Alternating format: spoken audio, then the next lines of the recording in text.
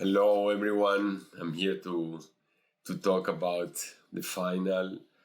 It was a big expectation again with Carlos Alcaraz and Jannik playing in clay again after the last year's final in Roland Garros. We were all waiting to see what was going on, and there was a third guest in the final, which no one expected, but arrived, which was the win, and the win play a big part on this final. I think that between the two of them, they make 83 errors. So in a two-set final, it's for the two best players in the world, is not normal, and the conditions were super difficult to play, and I think affect the match a lot, and both of them, they were pretty erratic in key moments. But the first set was some up and downs, break, recover of the break.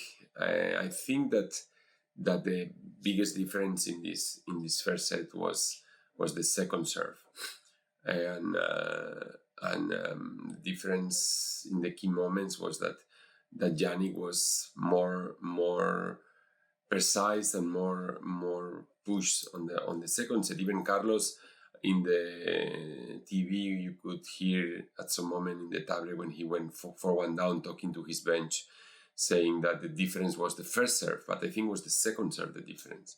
And both they served first serve pretty well. I think even Carlos had more aces and more points with the first serve, but the difference between the second serve at the end of the match, it was huge. Carlitos won 26 points with the second serve, but instead Jannik won 39 points. So that's 13 points in a 7-6, 6-3 match. It's too much of a difference, and there is where I think Jannik mixed it up more. He was playing more backwards that he never plays on the second serve. Sometimes inside, and he pushed him with those returns. And there was another key moment after winning the tiebreak for Jannik in the second set when he went down 3-1. Then he managed to win his serve 3-2, and in that 3-2, Carlitos had two advantages with his serve, and in that moment, in the start of the second set, he tried to speed up everything. But in that moment that he took the advantage, Jannik was more erratic, making more mistakes. He could have gone 2 breaks up, but he didn't. Then with his serve, I think in clay, you cannot allow yourself in those moments to miss on the advantage. The second ball, forehand down the line, and then in the other advantage, also mistaking the second ball, and then 2 more mistakes to give the point to the opponent with your serve. So 4 mistakes in a row to lose your serve is something that it doesn't happen normally. And after that was Jannik again raised up his level of serve, and he was more steady and more demanding. And he played the match to his side, and he ended up winning into set 7-6, 6-3. I think that this is a big boost of confidence for him facing the rest of the year. If we read the match overall, I think he was a bit better on the serve. He was probably a bit better for sure on the returns, because that's what I just explained.